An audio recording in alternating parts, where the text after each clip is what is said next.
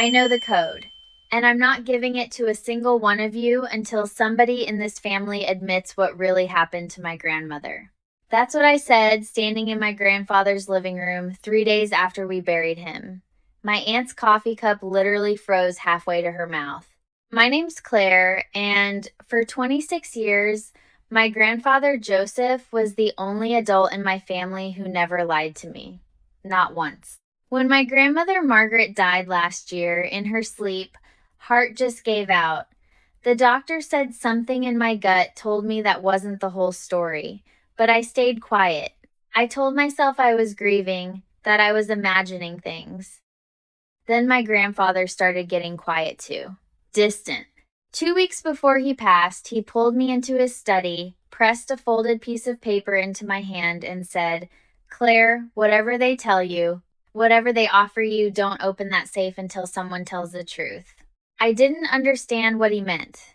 Not until the will reading, when I watched my aunt's face go pale, the second the lawyer mentioned there was a safe, and that its combination had been left with a trusted family member. Every single person in that room turned to look at me. So here's my question for you before I keep going. If you were holding the one key that could either expose a devastating family secret or bury it forever, would you use it? Because I did. And what came out of that safe changed everything. The lawyer, Mr. Hensley, cleared his throat like he already regretted his job. Mr. Joseph Whitfield's will states that all remaining liquid assets, valued at approximately $340,000 in cash and gold, along with several private documents, are held in a home safe. The combination was entrusted solely to Claire Whitfield. You could have heard a pin drop. Then everyone started talking at once. My Aunt Diane, my father's sister, the one who used to babysit me, the one who taught me how to ride a bike, slammed her hand on the table. That's absurd. Dad wouldn't leave something that important with a 26-year-old who barely visits. I visited every single weekend for the last 2 years, I said quietly. Where were you, Diane? Her jaw tightened. My Uncle Robert, always the peacemaker, tried to smooth things over. Let's not do this right now. Claire, honey, you'll open it for the family, right? We're all in this together. Were we, though? Because 2 nights before my grandfather died, I heard him on the phone in his study, voice shaking, saying, "I can't keep pretending I don't know what you did to her." I didn't know who he was talking to. I didn't think much of it until now. I looked around that room at my family, and I made a decision that would blow everything apart. I'll open the safe, I said, the day someone tells me the truth about what happened to Grandma. Diane's coffee cup actually shook in her hand. What is that supposed to mean? She snapped. It means I don't believe she died naturally, and I think some of you know exactly why. The room exploded. My cousin Kevin called me dramatic. My father told me I was disrespecting my grandfather's memory, but I watched Diane. She didn't yell.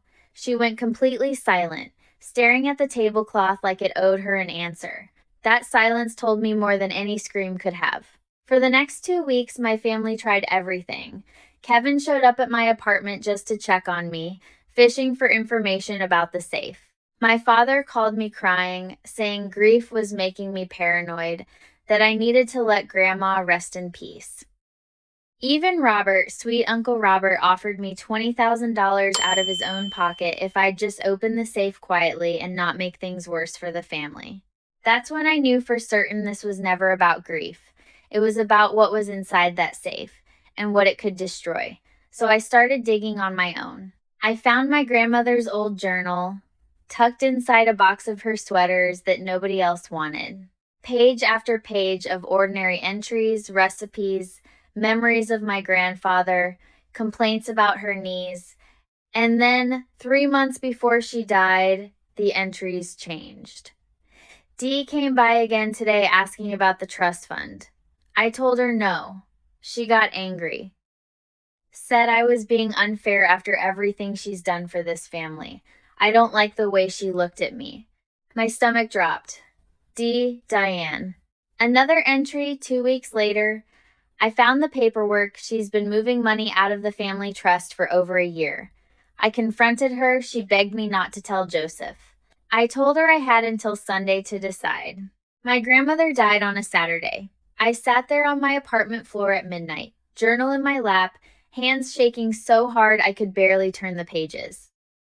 Because if this was true, if my aunt had been stealing from the family trust, and my grandmother found out and was about to expose her the very next day, then my grandmother's death wasn't a coincidence. It was a deadline that never got met. I confronted Diane the following week. I didn't accuse her outright. I'm not stupid. I know how these things go. I just mentioned, casually, that I'd found Grandma's old journal.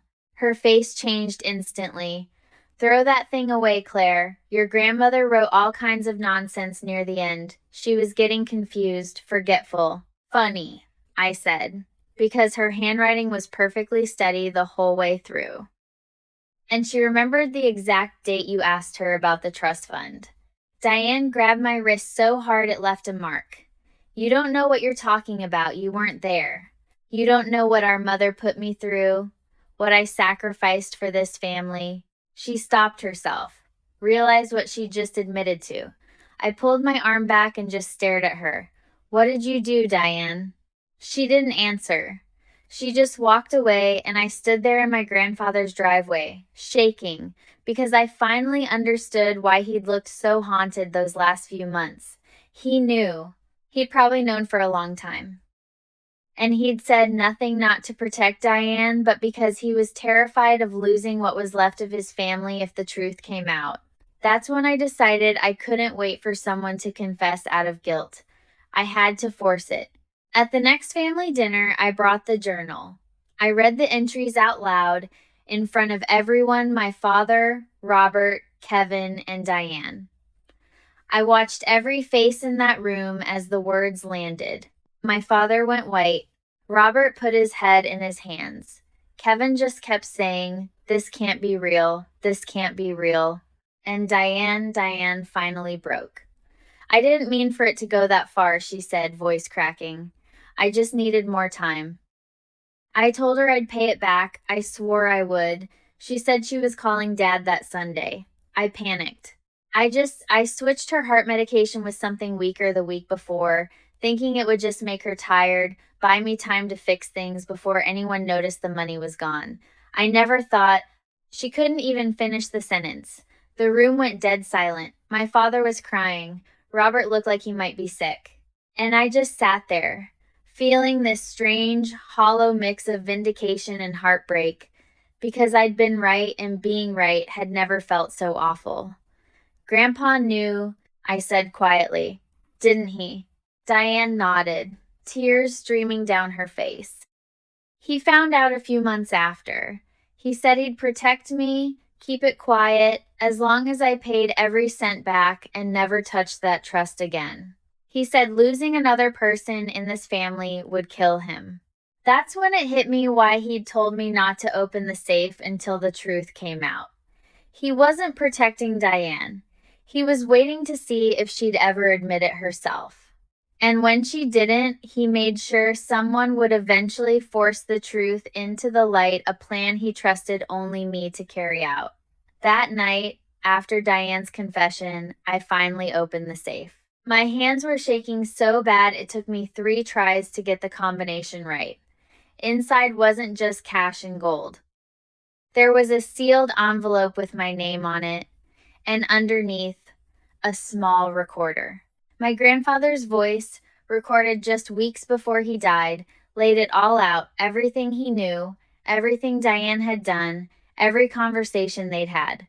At the end, he said something I'll never forget. Claire, if you're hearing this, it means nobody had the courage to tell the truth on their own. I'm sorry I put this on you. But you were always the strongest one in this family. Do what's right, even if it costs you everyone else's approval. I didn't hesitate. I called the police the next morning and handed over the journal, the recording, and everything else I'd found. Diane was arrested 2 weeks later on charges of financial fraud and involuntary manslaughter.